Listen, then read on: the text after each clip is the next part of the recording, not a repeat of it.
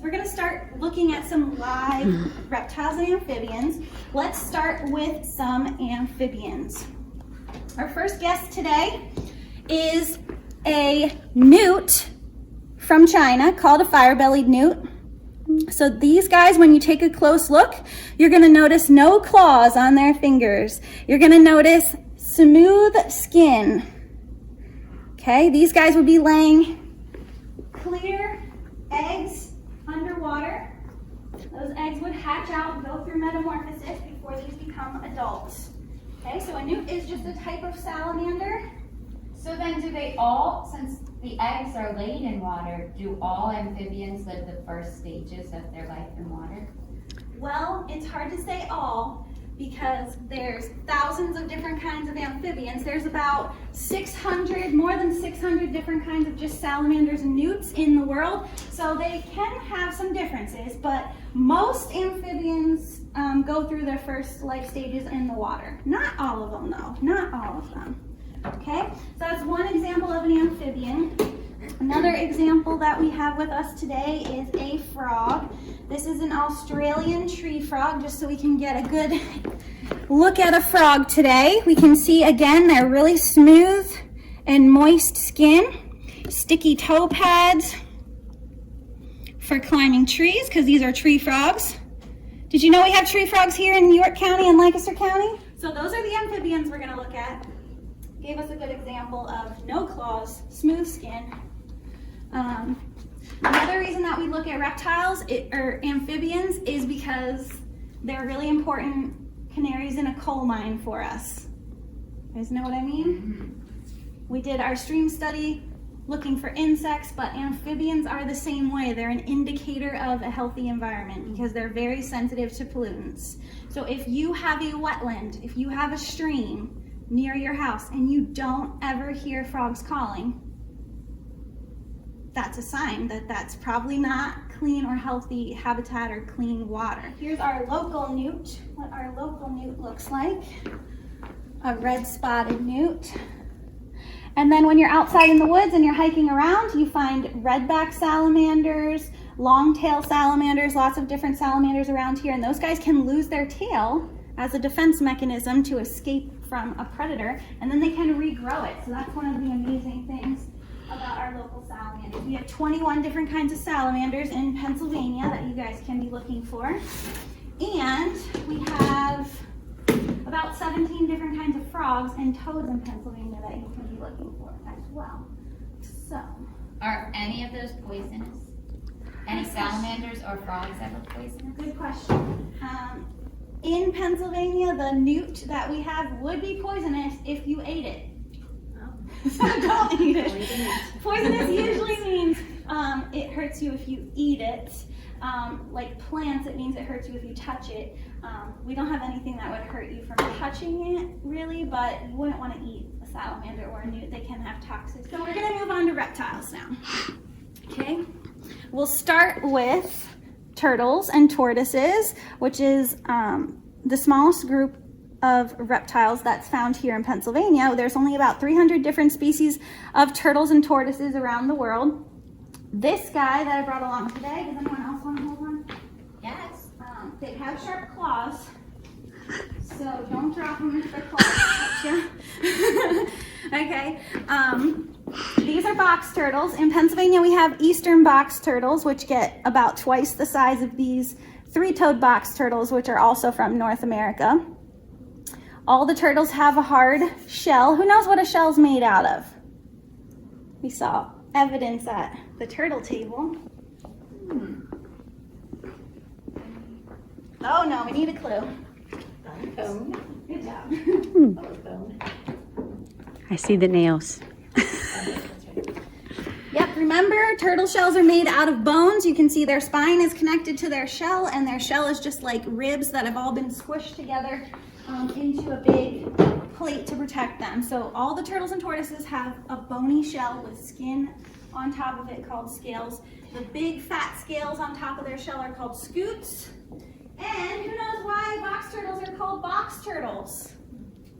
Because they can close up the shell like a little box. Very good. They behave like a box to protect themselves. They can seal up their shell. Most turtles in Pennsylvania cannot close their shell. It's a solid bone that cannot open and close, so they're not like a box turtle. Oh, just peed.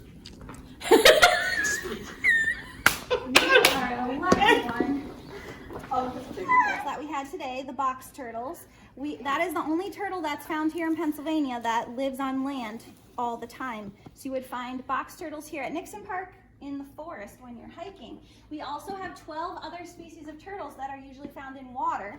The ones that we see the most at Nixon Park are the wood turtle, that would be in the creek. Here's the box turtle, that would be in the woods. And then snapping turtles that you'd see basking at the pond on a rock or a log, and painted turtles.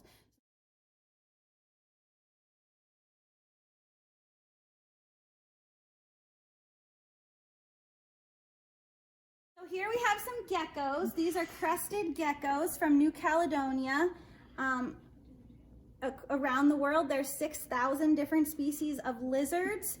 Here in Pennsylvania, do we have any lizards that live here in the wild? What do you think? Yes. Good, 50-50 guess and you're correct. Because I don't know which ones. Yes. I know they do. We have 4 species of lizards that are found here in this part of Pennsylvania. The most common one to see is the 5-lined skink or the fence lizard. We also have 2 other kinds of skinks as well that are found in Pennsylvania. But around the world, there's all kinds of lizards, including geckos, like these guys with sticky toes, climb up trees. These are nocturnal lizards, so they would be out at nighttime eating fruits and insects. Kelsey, he might need your assistance. I don't know. It's on his hat. It's on my head. Okay. Do you want me to take it off? He doesn't mind. That's a good shot. That's a good shot. Smile. You want to squeeze it in. Yeah, so they climb trees. That's why they have little sticky toes and claws. They would be living in shrubs in like a tropical type forest area in the wild. Okay, so these are one example of lizards here today. Another lizard that we have to see today is a bearded dragon. Does anyone know what country bearded dragons are from? No idea. What continent? Europe, Asia, Africa, Australia. Australia! Ding, ding, ding, ding, ding. Bearded dragons are a diurnal or daytime active species of lizard from Australia. So this little lady would be basking in the sun. If she was in the wild today, she'd be looking for little grasshoppers or moths, creeping around to go and eat as a tasty snack. With this one and the last one, was there coloring to help camouflage? Yep. Lots of animals have camouflage coloration so they can survive, not get eaten by predators. If a eagle or a large bird flew over while she was basking on a rock or a branch, she would puff up her body really fat to try to look too big to eat. She also has these scales that are in the shape of little spikes on her sides that would stick out if she was scared. So that's another example of a lizard. Ew.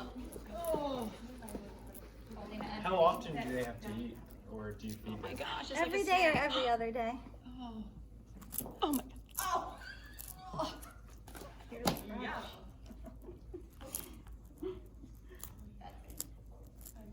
Well, it's like a big bite for him. Crunch, crunch. All right. You feeling better there, buddy? With claws and scaly skin, she would lay soft leathery eggs, and the babies would look like Small adults. small adults. Yes. Very good. Okay. All right. Who knows what the other group of reptile is that's found in Pennsylvania? We did turtles, lizards, and snakes. On the world, there's more than 3,000 different kinds of snakes.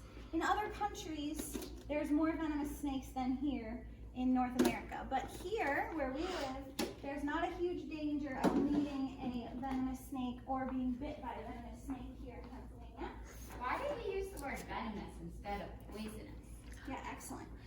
Poisonous is something that you eat or that you touch that irritates you or makes you sick. Venomous is a poison that's injected into your bloodstream. So snakes are venomous.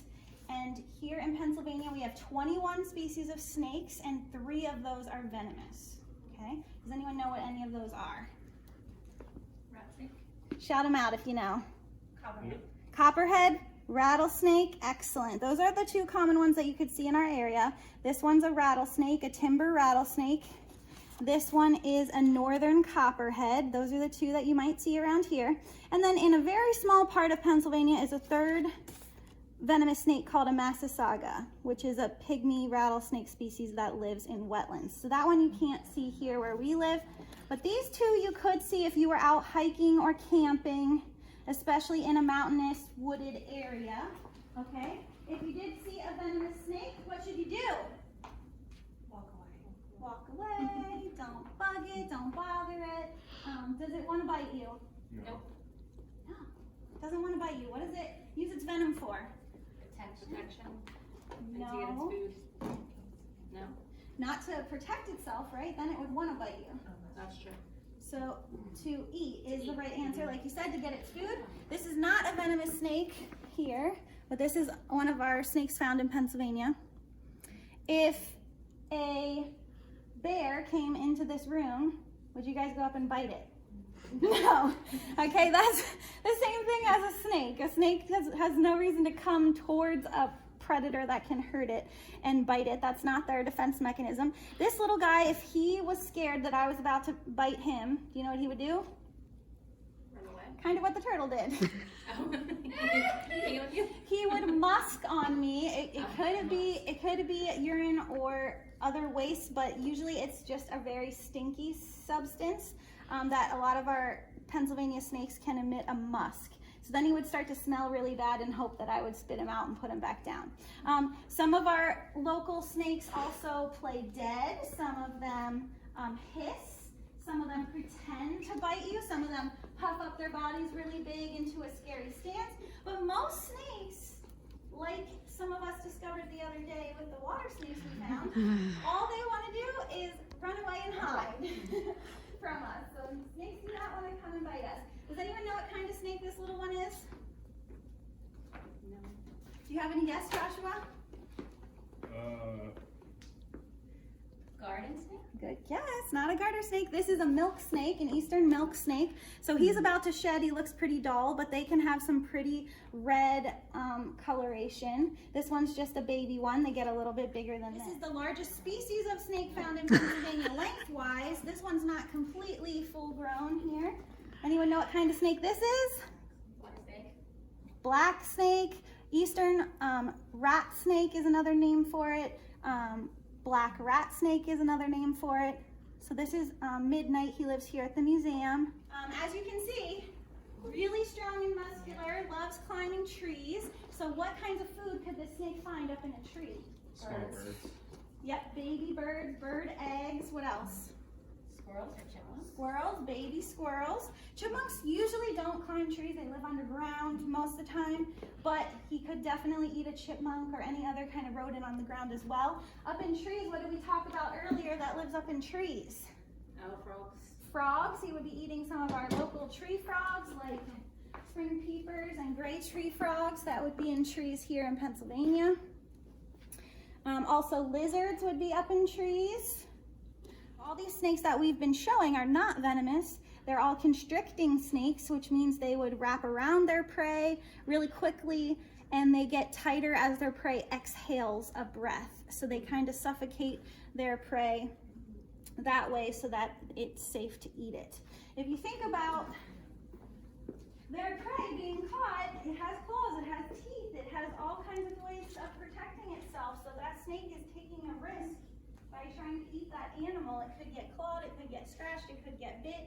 So they have to find a way to really quickly subdue their prey. So these snakes are constricting snakes. They're gonna try to suffocate their prey, but the venomous snakes don't wanna deal with getting close to something with claws or a beak or sharp teeth. So those snakes are going to inject with a little bit of venom and then back away and wait for the venom to do the work of subduing the prey. What should you do if you find a turtle crossing the road or an animal outside? Should you take it home, put it in a bucket, throw a rock at it?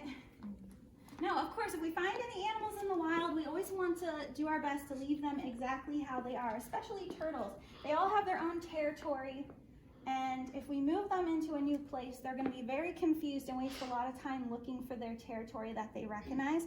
So if you see a turtle crossing the road, the best thing to do is just stop, put your flashers on, and let the turtle cross the road safely itself. If it's not a safe place to do that, you can help it move to the side that it was going to, and then leave it alone. You don't ever want to pick up a turtle and move it to a pond or to a place that you believe would be better for it. They have a territory and a place where they live, and that's where we need to leave them so that they'll have the best chance of survival. If you find an injured turtle that's on the road, it's still best case of surviving and passing on its genes in the wild is still leaving it there. We've found turtles at Nixon Park with 3 legs. We've found turtles with broken shells that have healed themselves in the wild. Animals are resilient, so we always recommend that even if you find an injured reptile, if that goes to the vet and gets cared for, it's probably not going to be releasable again, and that's taking out those genetics from the wild. So if it's mildly injured, I would still just leave it, help it cross the road and get to safety, and give it its best chance of surviving in the wild and reproducing in the wild. In Pennsylvania, it's not legal to take a reptile home that you find outside, especially box turtles are protected in Pennsylvania. So you want to do your best to leave everything how you found it. And if you want to know more about that, you go to fishinpa.com, which is our Fish and Boat Commission's website, which gives us information on reptiles, amphibians, fish, and aquatic insects, and how we're allowed to interact with those here in Pennsylvania. Thanks for listening. Have a good day.